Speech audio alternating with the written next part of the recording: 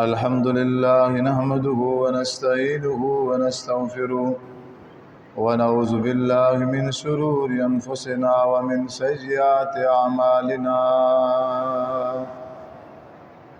من يهده الله فلا مضل له ومن يضلل فلا هادي له وأشهد أن لا إله إلا الله وحده لا شريك له وأشهد أن محمدا عبده ورسوله أما بعد فإن خير الحديث كتاب الله وخير الهدي هدي محمد صلى الله عليه وسلم وشر الأمور محدثاتها فإن كل محدثة بدعة وكل بدعة ضلالة وكل ضلالة في النار.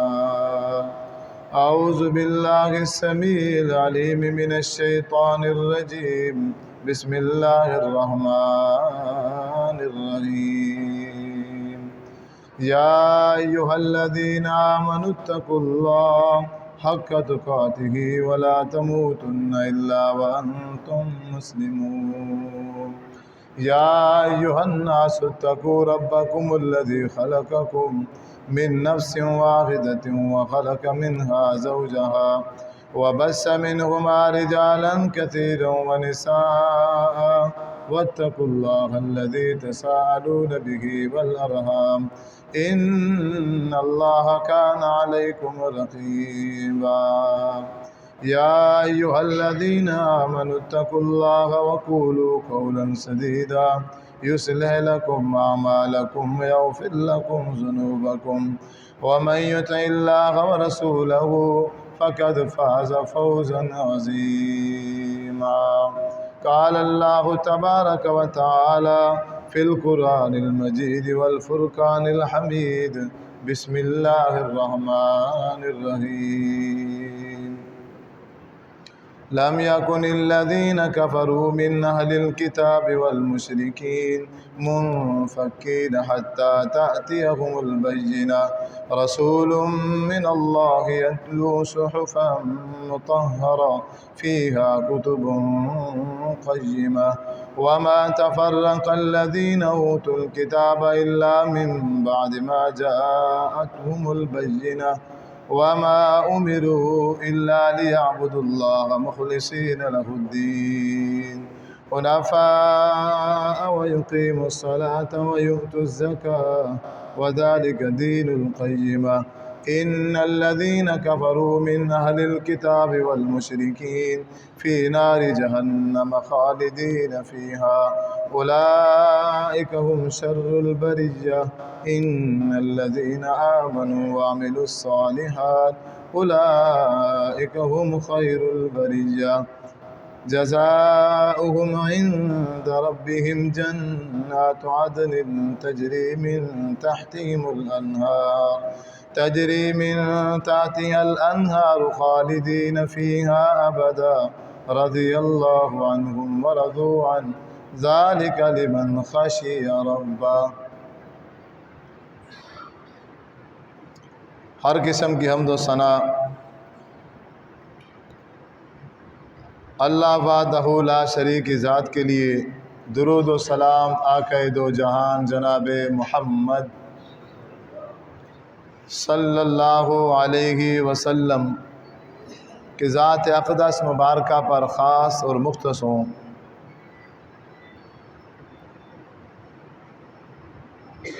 اگر آپ مناسب سمجھیں تو موبائل فون بند کر دیں یا اس کی جو بیل ہے وہ بند کر دیں. جزاک اللہ خیر.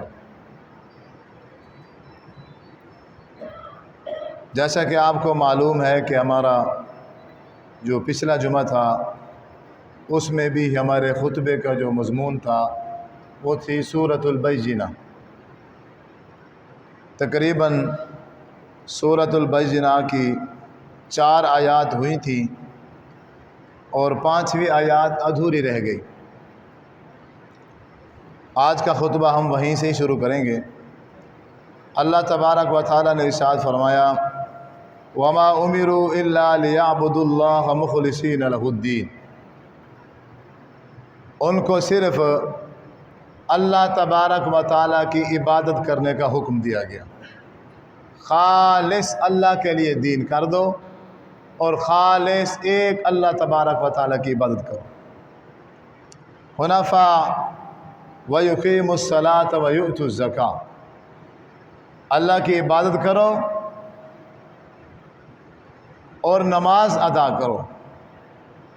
وَيُقِيمُوا الصَّلَاةَ، نماز ادا کرو، وَيُؤْتُوا الزَّكَاةَ، اور زکوٰۃ ادا کرو۔ ذَلِكَ دِينُ الْقَيِّمَةُ، اور یہی سیدھا دین ہے۔ سیدھا دین جو ہے وہ یہی ہے کہ ایک اللہ کی عبادت، اس کی عبادت میں کسی کو شریک نہیں کرنا۔ دعا مانگنا بھی عبادت، نظر و نیاز بھی عبادت، نماز پڑھنا بھی عبادت، زکوٰۃ ادا کرنا بھی عبادت، صدقہ کرنا بھی عبادت، صدقہ خیرات جیسے ہمارے ہاں ہوتا ہے وہ بھی عبادت ہے۔ تو یہ تمام عبادات صرف اور صرف ایک اللہ تبارک و تعالیٰ کی ذات کی خالص بس۔ تو اللہ تبارک و تعالیٰ نے اس آیت میں جو حکم ارشاد فرمایا وہ یہ ہے کہ میری عبادت کے ساتھ ساتھ نماز کا خاص خیال رکھنا ہے۔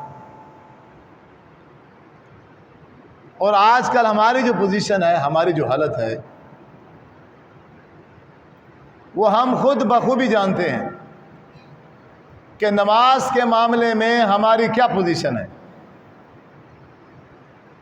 کیا ہم 5 وقت کے نمازی ہیں؟ کیا ہم 5 نمازیں باقاعدگی سے پڑھ رہے ہیں؟ یا ہم میں، ہمارے معاشرے میں، ہمارے محلے میں، ہمارے جاننے والوں میں کتنے لوگ ایسے ہیں جو 5 وقت کے نمازی ہیں؟ کبھی کبھار پڑھنے والے تو سارے ہیں، کبھی 1 پڑھ لی، کبھی 2 پڑھ لی، کبھی 3 پڑھ لی، کبھی 5 بھی پڑھ لی، ایسے تو سارے ہی ہیں۔ ایسے کتنے لوگ ہیں جو باقاعدگی سے ایک نماز بھی نہیں چھوڑتے، کسی مجبوری کی وجہ سے، کسی کام کی وجہ سے، کسی سفر کی وجہ سے، کبھی اگر نماز میں لیٹ ہو گیا، وقت سے لیٹ ہو جاتے ہیں، وقت سے بے وقت ہو جاتی ہے، لیکن وہ پڑھتے ضرور ہیں۔ اللہ تبارک و تعالیٰ نے ارشاد فرمایا 2 طبقے کے لوگ ہیں۔ ایک وہ ہیں جو نماز پڑھتے ہیں، ایک وہ ہیں جو نماز نہیں پڑھتے۔ پھر ان کی صفات ذکر فرمائیں کہ کون نماز پڑھتے ہیں اور کون نماز نہیں پڑھتے۔ فرمایا فَخَلَفَ مِن بَعْدِهِمْ خَلْفٌ أَضَاعُوا الصَّلَاةَ وَاتَّبَعُوا الشَّهَوَاتِ فَسَوْفَ يَلْقَوْنَ غَيًّا۔ پہلے لوگ ہوتے تھے، اللہ نے ارشاد فرمایا جو پہلے لوگ تھے وہ نمازیں پڑھتے تھے۔ فَخَلَفَ مِن بَعْدِهِمْ خَلْفٌ، ان کے بعد آنے والے لوگوں نے، ان کے پیچھے آنے والے لوگوں نے کیا کیا؟ أَضَاعُوا الصَّلَاةَ، نماز کو ضائع کر دیا۔ وَاتَّبَعُوا الشَّهَوَاتِ، خواہشات کے پیچھے پڑ گئے۔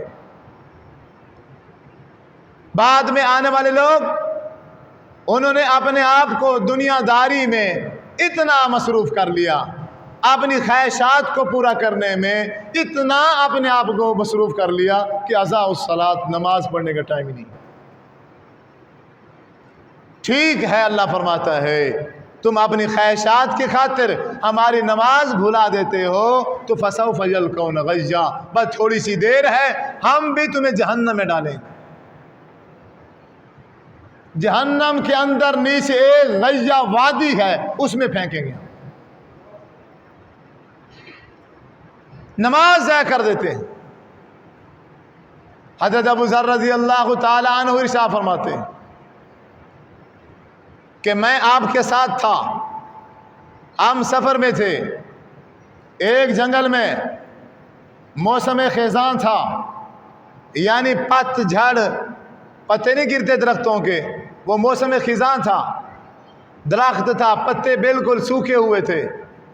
آپ نے ارشاد فرمایا اے ابو ذر ادھر آؤ، مجھے ساتھ لیا اور درخت کھڑا تھا، اس کی 2 ٹہنیاں پکڑ کے ایسے ہلائی، وہ پتے تو خشکی تھے، تو ہلانے سے ان ٹہنیوں کے سارے پتے گر گئے، ٹہنی بالکل دونوں ٹہنیاں صاف ہو گئی۔ آپ نے ارشاد فرمایا ابو ذر دیکھا، اسی طرح جس طرح ان 2 ٹہنیوں کے پتے گر گئے، بالکل صاف ہو گئے پتوں سے، یہ اگر تم میں سے کوئی شخص 5 وقت کی نماز ادا کرے تو 5 وقت کی نماز ادا کرنے سے اللہ تبارک و تعالی اس کے ایسے ہی سارے کے سارے گناہ معاف فرما دیتے۔ 5 وقت کی نماز ادا کرنے سے انسان کے سارے گناہ گری جاتے ہیں۔ پھر آپ نے ارشاد فرمایا دوسرے صحابی سے، اور میں تمہارا کیا خیال ہے اگر تمہارے گھر میں سے کسی کے گھر کے سامنے سے ایک نہر جا رہی ہو،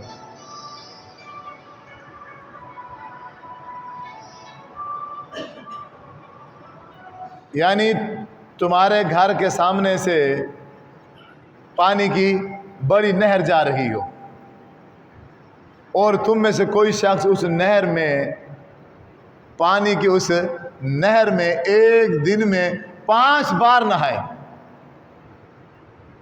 ایک دن میں 5 بار نہائے، تو اے صحابہ بتاؤ، آپ نے ارشاد فرمایا ایک شخص نہر میں 5 بار دن میں نہائے، 5 بار نہانے سے کیا اس کے جسم پر کوئی میل کچیل باقی رہے گی؟ صحابہ نے کہا یا رسول اللہ صلی اللہ علیہ وسلم، ایک بار نہانے سے ختم ہو جاتی ہے تو ایک دن میں 5 بار، تو بالکل ہی اس کے جسم پر کچھ بھی نہیں رہے گا۔ پر میں اسی طرح جو شخص 5 وقت کا نمازی ہے اس کے بدن پر بھی گناہ بالکل نہیں رہتے، مٹ جاتے۔ اتنی فضیلت والی نماز، اتنی اہم نماز جو اس دین کا ستون ہے، جو اس دین کی بنیاد ہے، اور ہم اسی نماز سے غافل ہیں۔ اللہ تبارک و تعالی نے ارشاد فرمایا وَاسْتَعِينُوا بِالصَّبْرِ وَالصَّلَاةِ وَإِنَّهَا لَكَبِيرَةٌ إِلَّا عَلَى الْخَاشِعِينَ۔ یہ جو نماز ہے، یہ نمازیں انتہائی بھاری، انتہائی مشکل ہیں، ان کو پڑھنا انتہائی مشکل ہے، لیکن إِلَّا عَلَى الْخَاشِعِينَ، جن کے دلوں میں اللہ کا ڈر ہے، جن کے دلوں میں اللہ کا خوف ہے۔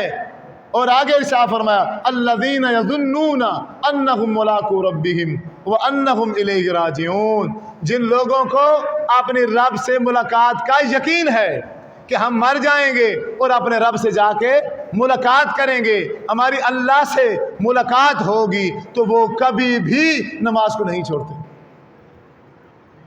جن کا اللہ پر یقین ہے، اللہ کی ذات پر، اللہ کی ملاقات پر یقین ہے، ان کے لیے نماز انتہائی آسان ہے۔ جن کے دلوں میں اللہ کا خوف ہے، ان کے لیے نماز پڑھنا کوئی مشکل بالکل نہیں۔ سفر ہے، حضر ہے، بیمار ہے، صحیح ہے، دکان میں بیٹھا ہے، اپنی کھیتی باڑی میں ہے، جب بھی اذان کی آواز سنے گا وہیں چھوڑ دے گا سب کچھ۔ دل میں خوف ہے، اللہ کی ملاقات کا دل میں یقین ہے، یہ انسان کبھی بھی نماز نہیں چھوڑ سکتا۔ اللہ فرماتا ہے ان کے لیے نماز پڑھنا انتہائی آسان ہے، تو مشکل کن کے لیے ہے؟ تو مشکل کن کے لیے ہے؟ کون سے ایسے لوگ ہیں جو نماز پڑھنا ان کے لیے مشکل ہے؟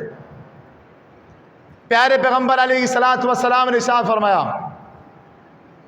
عشاء کی نماز اور فجر کی نماز، یہ دونوں نمازیں منافقین پر انتہائی بھاری ہیں۔ یہ دونوں نمازیں منافقوں کے لیے انتہائی مشکل ہے۔ منافق جو ہے ظہر کی نماز بھی پڑھے گا، منافق عصر بھی پڑھے گا، منافق بھاگ کر مغرب بھی پڑھ لے گا، لیکن جو منافق ہے وہ عشاء بھی نہیں پڑھے گا اور فجر بھی نہیں پڑھے گا۔ اب آپ اندازہ لگا لیں، کسی کے بارے میں فتویٰ لگانے کی ضرورت ہی نہیں ہے۔ ہمارے نبی کریم صلی اللہ علیہ وسلم نے بات ہی ایسی کر دی ہے کہ یہ دونوں نمازیں کن کے لیے مشکل ہیں؟ منافقوں کے لیے۔ حاجی صاحب ہے، قاری صاحب ہے، عالم صاحب ہے، شیخ صاحب ہے، پڑھا ہے، اذانیں ہو رہی ہیں، یہ بستر میں ہے، اسے کوئی ہوش نہیں ہے، کیونکہ اس نے نماز پڑھانی نہیں ہے نا۔ پڑھانی ہوتی تو آ جاتا، اب پڑھانی جو نہیں ہے، نماز ہی معاف ہے۔ ہاں لوگوں کو سمجھانا ہے، نماز کا لیکچر دینا ہے تو 1 گھنٹہ لگائے گا۔ خود جب نماز پڑھنے کا ٹائم آیا بیزی ہے، مصروف ہے، فلاں کام فلاں کام فلاں کام، سستی کرتے کرتے کرتے وہ نماز کیا گئی، عشاء بھی گئی، فجر بھی گئی۔ سفر میں تھکاوٹ ہے، سہیوال میں جانا ہے، لاہور جانا ہے، ملتان جانا ہے، بہاولپور جانا ہے، تقریر کرنی ہے، سفر کا تھکا ہارا تھا، نماز نہیں پڑھی۔ بیان کرنا تھا، تھکا ہوا تھا، اس نے نہیں پڑھی نماز۔ دل میں اللہ کا خوف نہیں تھا، اللہ کی ملاقات کا یقین نہیں تھا۔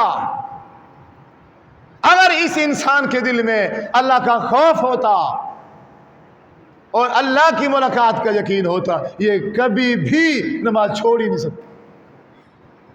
بیمار ہے، بستر پر لیٹا ہوا ہے، ہسپتال میں ہے، اس کا جسم جو ہے حرکت نہیں کرتا، یہ ہاتھ پاؤں ہلا نہیں سکتا، آنکھوں کے اشارے سے بلا رہا ہے، بار بار پوچھ رہا ہے اذان ہو گئی،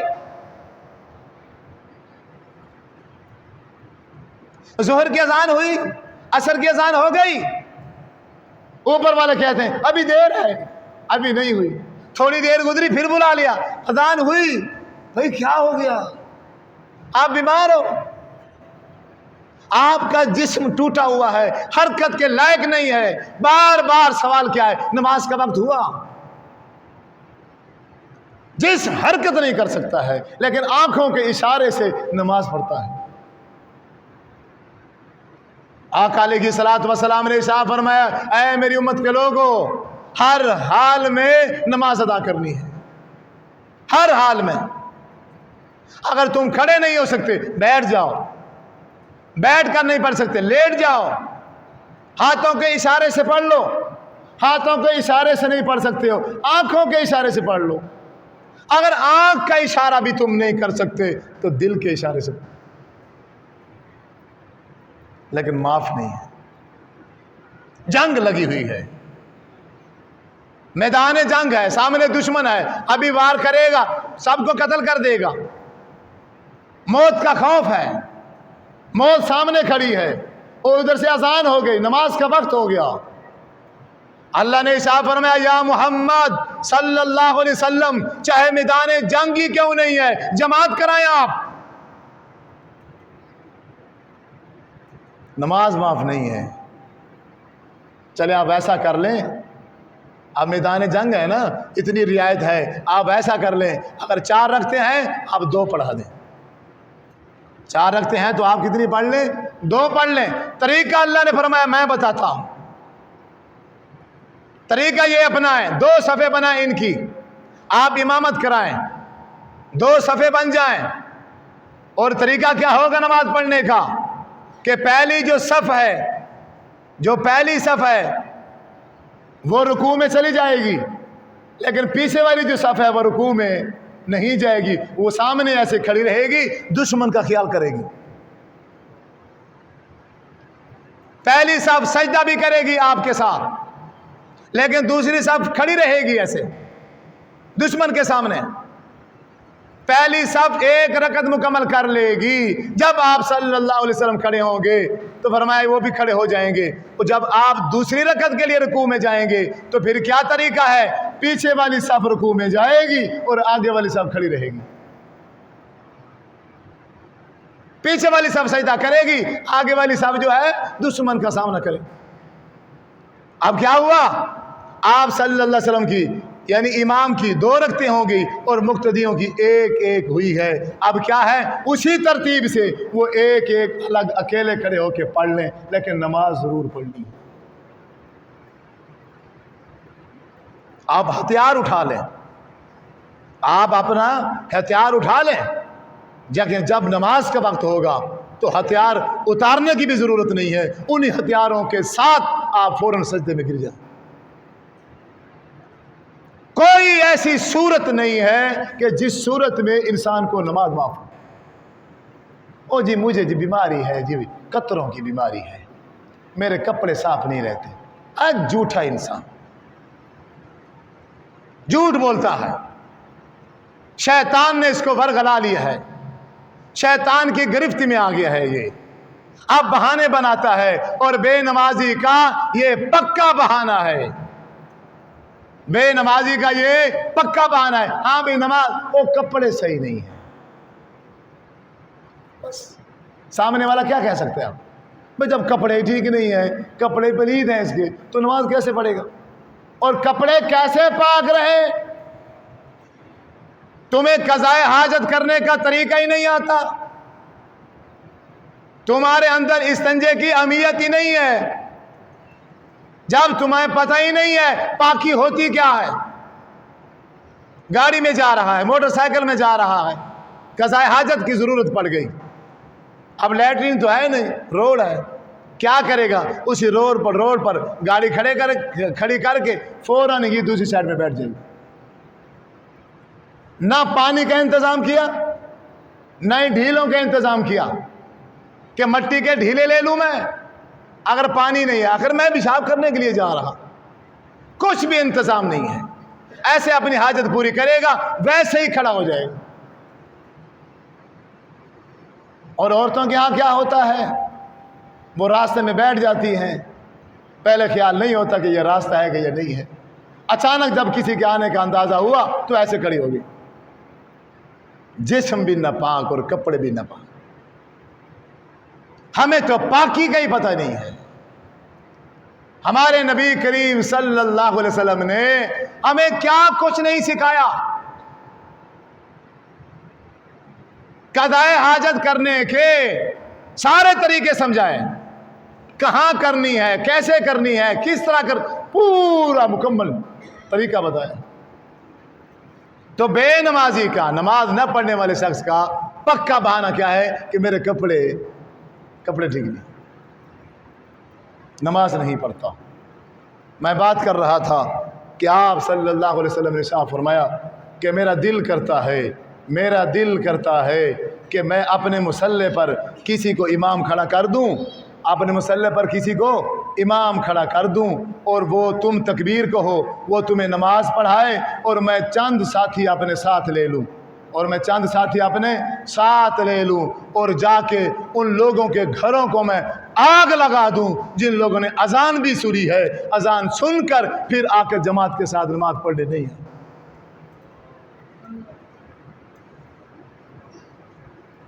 آپ نے صاحب فرمایا میرا دل چاہتا ہے اپنے مصلی پر کسی کو کھڑا کرو،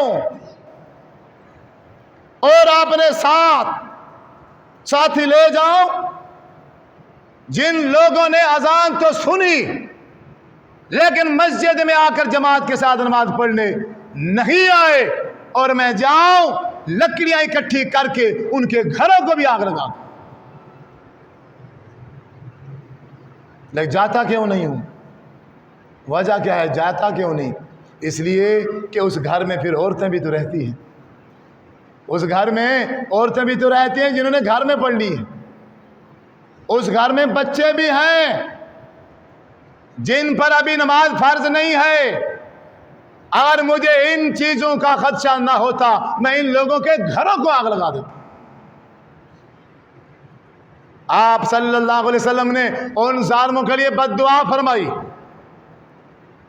جنہوں نے آپ صلی اللہ علیہ وسلم کو عصر کی نماز سے لیٹ کرا دیا تھا، میدان جنگ میں تھے، ان کی وجہ سے عصر کی نماز لیٹ ہو گئی، اور آپ نے شاہ فرمایا یا اللہ جن لوگوں نے ہم کو آج عصر کی نماز لیٹ کرائی ہے تو ان کی قبروں کو آگ سے بھر دے،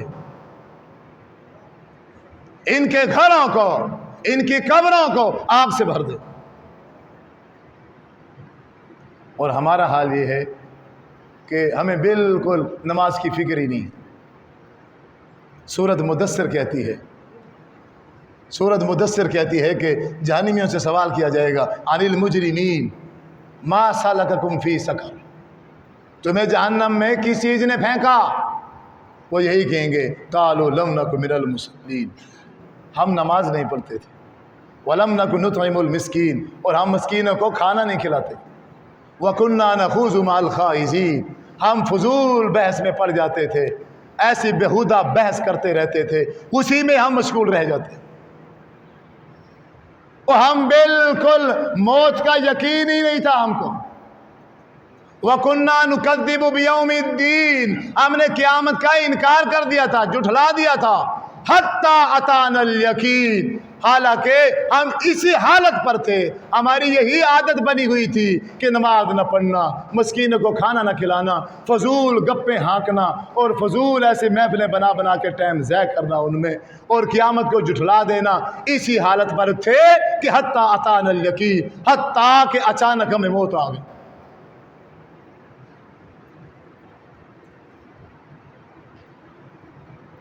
سارا دن محنت کرتا ہے، سارا دن پیٹ کی خاطر سارا دن محنت کرتا ہے۔ آپ کبھی اس انسان کی شکل دیکھا کرو شام کو کہ سارا دن بھاگ بھاگ کے کبھی ادھر کبھی ادھر، کبھی ادھر کبھی ادھر۔ اگر کاروبار ہے، بزنس ہے، مزدور ہے، تو اس کی شکل دیکھو عصر کے بعد سارا دن محنت کر کر کے حال سے بے حال ہوتا، لیکن نماز پھر بھی نہیں پڑھتا۔ پیٹ کی فکر ہے صرف، بس پیٹ کے علاوہ ہمیں کچھ بھی نظر نہیں آتا، بس۔ اور پیٹ کے اندر 1 سے 2 روٹیاں آتی ہیں، وہ سب کو ملتی ہے، کوئی نماز پڑھے یا نہ پڑھے۔ شیر ہے جنگل کا، ڈیلی کی بنا پر وہ گوشت کھاتا ہے، اللہ مہیا کرتا ہے اسے، کبھی اس نے بھوک کی وجہ سے گھاس نہیں کھائی۔ ہر چیز کو اللہ اس تک رزق اپنا پہنچاتا ہے، اس کی ذمہ داری ہے، پھر ہم اسی کی خاطر اپنی ساری زندگی ایسے اسی بھاگ دوڑ میں ضائع کر دیتے ہیں، اسی کی خاطر نماز بھلا دیتے ہیں۔ اور نماز ایک ایسی چیز ہے کہ جس کے ذریعے سے انسان اپنے رب سے براہ راست بات کر سکتا ہے۔ اگر کسی نے براہ راست کسی کی خواہش ہو، کسی کی چاہت ہو کہ میں اللہ سے باتیں کروں، بات کرنے والا میں ہوں اور میرا رب ہو، ہمارے درمیان اور کوئی بھی نہ ہو، میں اکیلا ہوں، اللہ بھی اکیلا ہو، ہماری سرگوشیاں ہوں، میں اپنے دل کے راز اپنے اللہ سے اللہ کو سناؤں اور اللہ اپنی باتیں مجھ سے کرے، تو آئے ایک نماز ذریعہ ہے کہ براہ راست رب سے ملاقات کرا دیتی۔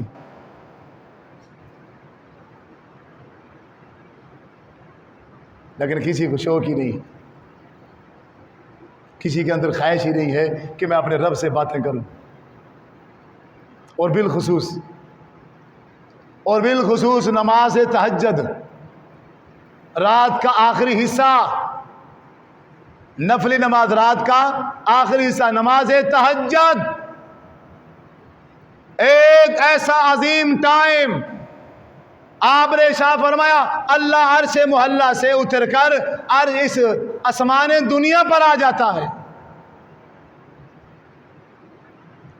اور پھر اپنے بندے کی تلاوت اپنے کانوں سے غور سے توجہ سے سنتا۔ صبح فجر کی اذان سے پہلے، صبح فجر کی اذان سے پہلے انسان کھڑا ہے، تلاوت کر رہا ہے، آپ صلی اللہ علیہ وسلم نے شاہ فرمایا اب اس انسان کی تلاوت کو اللہ فرماتا ہے میں خود سنتا ہوں، اتنی توجہ سے دنیا میں کوئی نہیں سنتا اس کی تلاوت جتنی اس کی تلاوت توجہ سے میں اللہ خود سنتا ہوں۔ پورا قرآن نہیں آتا تو کیا بات ہے، آخری صورتیں آتی ہیں، قل هو اللہ تو آتی ہے نا، قل اعوذ برب الفلق آتی ہے، قل اعوذ برب الناس آتی ہے، سورۃ کوثر آتی ہے، جتنی بھی صورتیں آتی ہیں کبھی شوق پیدا ہوا دل کے اندر کہ میں رات کو اٹھوں اور اپنے رب کو سنوں؟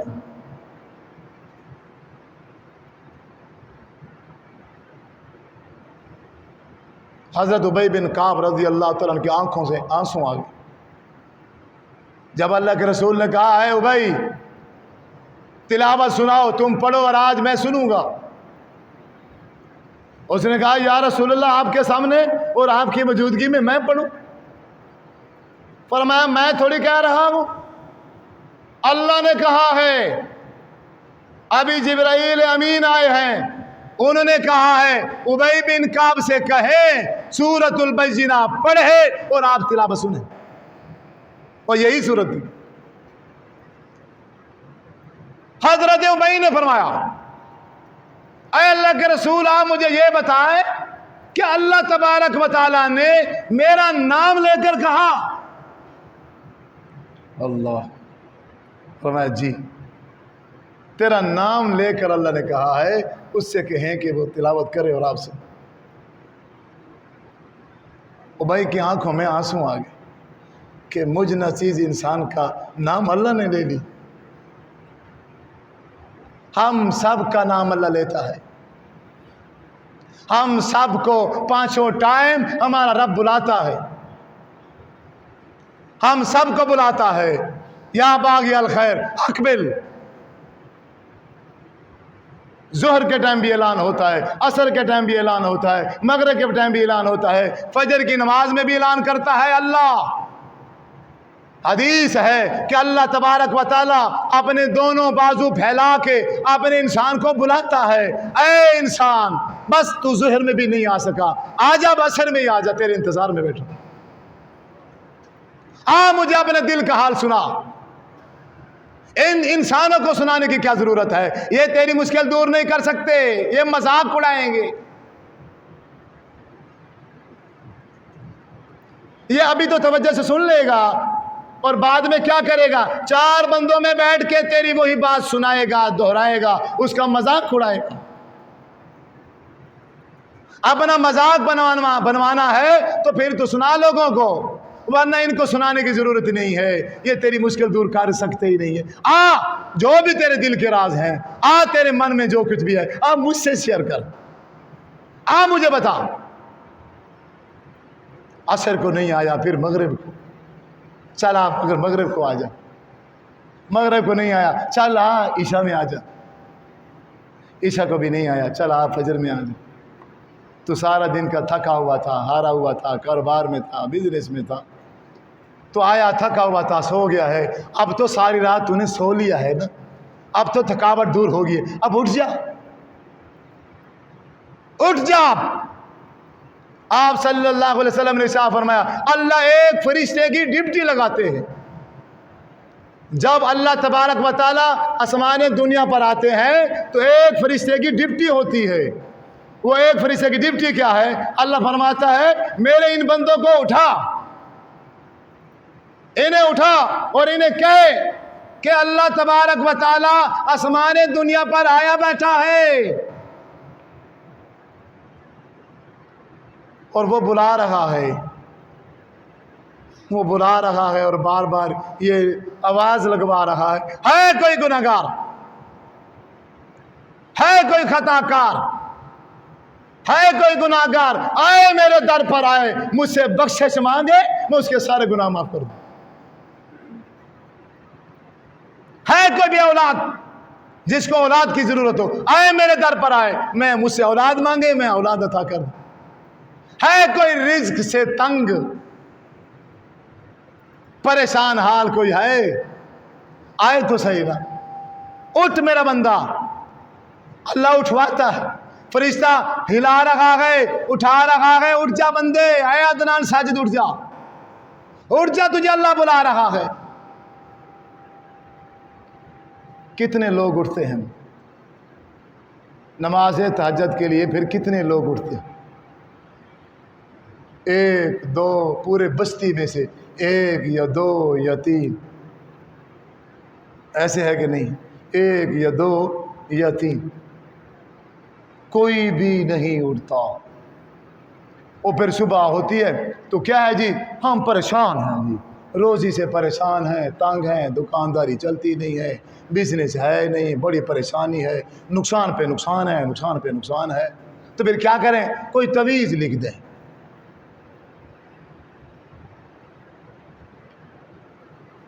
تویز لکھ دو اس کو۔ پھر آگے سے وہ بزنس مین بیٹھے ہیں، دکاندار بیٹھے ہیں، انہوں نے اپنے اپنے اڈے بنائے ہوئے ہیں، دکانیں کھولی ہوئی ہیں، وہ لکھ رہے الف لام میم، الف لام میم را، ہا میم عین سین قاف، کاف ہا یا عین صاد، وہ ایسے گیچ مچوڑے مار مور کے ایسے لکیریں جو ڈال ڈول کے اس کو لپیٹ کے چمڑے میں لپیٹ لو جی، بس یہ گردن سے اترنا نہیں چاہیے۔ بس یہ بابا جی کا ایک فوٹو لے جاؤ، یہ بابا جی کا ایک فوٹو لے جاؤ، دکان میں لٹکا دو، بس بیڑا پار۔ افسوس ہے، اور تمہیں رب بلاتا رہا، تمہارا خالق تمہیں بلاتا رہا اور تم اٹھ ہی نہ سکے۔ پیٹ کی خاطر اٹھ جاتے، اسی بزنس کی خاطر اٹھ جاتے جس بزنس سے تم تنگ ہو، جس بزنس کی وجہ سے تم پریشان ہو، اس کا حل ہے، اللہ نے بتایا ہے، ہمارے رسول صلی اللہ علیہ وسلم نے سمجھایا ہے۔ جس چیز کی بھی ضرورت ہو، جس چیز کی بھی ضرورت ہو تو کیسے ملے گی؟ وَاسْتَعِينُوا بِالصَّبْرِ وَالصَّلَاةِ، صبر کر لو اور نماز کے ساتھ دوستی لگا دو۔ اللہ کو بتاؤ، اللہ کو۔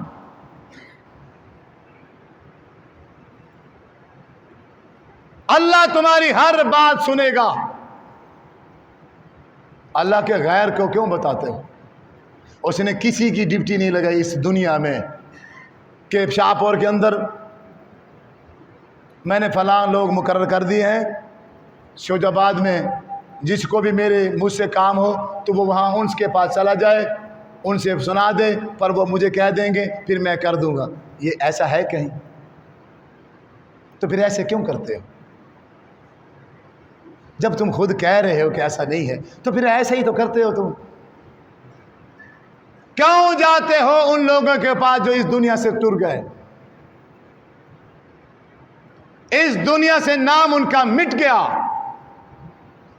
جو نہ اب سننے کی صلاحیت رکھتے ہیں، نہ بولنے کی صلاحیت رکھتے ہیں، نہ دیکھنے کی صلاحیت رکھتے ہیں، تو اپنی ضروریات، اپنی مجبوریاں ان کو کیوں سنا رہے ہو؟ کس نے کہا ہے؟ اس کو سناؤ نا، اللہ کو سناؤ۔ جب اللہ خود فرشتہ بھیجی بیٹھا ہے کہ اٹھاؤ ان کو، اٹھاؤ انہیں، کہو مجھے سناؤ۔ میں آیا بیٹھا ہوں، میں ڈیلی آتا ہوں، ہر رات آتا ہوں، پچھلی حصے میں، رات کے پچھلے حصے میں اللہ فرماتا ہے میں ہر رات آتا ہوں، جب بھی تم میں سے کسی کو مجبوری ہو، کوئی پریشانی ہو، کوئی چیز ضرورت ہو، آئے، وضو کرے، 2 رکعت نماز ادا کرے، مجھ سے اپنی مجبوری شیئر کرے، مجھے بتائے، میں اس کی ساری پریشانیاں بھی دور کر دوں گا، اس کا بزنس بھی چمک جائے گا، اس کا کاروبار بھی ٹھیک ہو جائے گا۔ اگر وہ گنہگار ہو گیا ہے، اس سے غلطی قصور ہو گیا ہے، آئے، رو پڑے، اپنے گناہوں کا اعتراف کر لے، مجھ سے معافی مانگ لے، میں سارے کے سارے گناہ معاف۔ تو المختصر یہ ہے کہ نماز جو ہے منافقوں کے لیے پڑھنا مشکل ہے۔ میں بات کر رہا تھا کہ 2 طبقے ہیں، ایک وہ جن کے لیے نماز پڑھنا آسان ہے، وہ کون ہیں؟ جن کے دل میں اللہ کا خوف ہے اور جن کے دل میں اپنے رب کی ملاقات کا یقین ہے، تو وہ نماز کبھی بھی نہیں چھوڑتے، چاہے وہ جتنا مرضی بیمار ہو جائیں، بستر پر لیٹ جائیں، ان کا جسم حرکت بھی نہ کرے تو دل کے اشارے سے یا آنکھوں کے اشارے سے نماز ضرور ادا کرتے ہیں۔ اور دوسرے طبقہ وہ ہے منافق، منافق دیکھا دکھائی کے لیے عبادت کرتا ہے ظہر میں، کیونکہ اس وقت کی بات ہے، آپ صلی اللہ علیہ وسلم کے زمانے کی بات ہے، اس وقت ظہر کو روشنی ہوتی تھی نا، تو سب دیکھنے والے ہوتے تھے کہ کون نماز پڑھنے آ رہا ہے اور کون نہیں آ رہا۔ اب وہ آ جاتے، شامل ہو جاتے، سب دیکھ لیتے، وہاں پہ یہ تو بندہ تو بڑا پکا مومن ہے، نمازیں پڑھتا ہے، چلو بھائی عصر کو بھی آ گیا، سب نے دیکھ لیا۔ اور مغرب کی نماز بھی جب ہوتی ہے تو روشنی ہوتی ہے، آدمی پہچان لیتا ہے کہ کون نماز پڑھنے آیا ہے اور کون نہیں آیا۔ اور عشاء کی نماز میں ہوتا تھا اندھیرا، اور لائٹ بھی نہیں تھی، اور مسجد کے اندر چراغ بھی کوئی نہیں تھا۔ اکثر میں نے دیکھا ہے، مجھے چلیں بات یاد آ گئی ہے، مسئلے کی بات ہے، اکثر میں نے دیکھا ہے کہ جب لائٹ چلی جائے نا تو جماعتی حضرات فوراً لائٹ کا انتظام کرتے ہیں، فوراً، یا موبائل کی لائٹ چلا دی یا کوئی اور لائٹ چلا دی بھی، کیا ہے وہ ایک عقیدہ بنا ہوا ہے کہ اندھیرے میں نماز نہیں ہوتی، یہ عقیدہ ہے۔ یہ لوگوں کو یہ ایک مسئلہ ذہن میں ہے، مجھے یاد آ گیا تو میں نے بتا دوں کہ لائٹ چلی گئی، اندھیرا ہو گیا، اب وہ یہ سمجھتے ہیں کہ شاید اندھیرے میں نماز نہیں ہوتی، تو آگے نماز کے آگے لائٹ جلا کے رکھ دیتے ہیں۔ تو پھر رسول اللہ کی نماز کیسے ہوگی؟ آپ نے جو 23 سال اندھیرے میں نماز پڑھی وہ کیسے ہوگی؟ اور مسجد میں پہلا چراغ تو حضرت عمر فاروق رضی اللہ تعالی عنہ نے جلایا تھا، جس کو دیکھ کر علی المرتضی رضی اللہ تعالی عنہ نے کہا تھا، یا عمر کیا بات ہے آپ کی کہ آپ نے اللہ کے گھر میں چراغ جلا دیا ہے، روشنی کر دی ہے، جا عمر اللہ تبارک و تعالیٰ تیری قبر میں چراغ جلا دے، تیری قبر روشن کر دے، تیری قبر منور کر دے، تو نے اللہ کے گھر میں چراغ جلا دیا، ورنہ اس سے پہلے چراغ نہیں تھا تو اندھیرے میں نماز ہو جاتی۔ المختصر، تو عشاء میں بھی نہیں آتے تھے کیونکہ پتہ نہیں چلتا تھا کون آیا ہے کون نہیں آیا، اور فجر میں بھی اندھیرا ہوتا تھا اور فجر میں بھی نہیں آتے تھے منافق، تو اس لیے آپ نے ارشاد فرمایا ہے یہ منافق جو ہیں فجر کی نماز بھی نہیں پڑھیں گے اور عشاء کی نماز بھی نہیں پڑھیں گے، اور ساتھ میں یہ ارشاد فرمایا اگر انہی منافقوں کو ان دونوں نمازوں کی فضیلت کا اگر پتہ چل جائے تو یہ اگر چل نہیں سکتے ہوں گے تو گھٹنوں کے بل بھی یہ گھسیٹ کر مسجد میں آ کے نماز ضرور پڑھیں گے، اگر ان کو فجر اور عشاء کی نماز کی فضیلت کا پتہ چل۔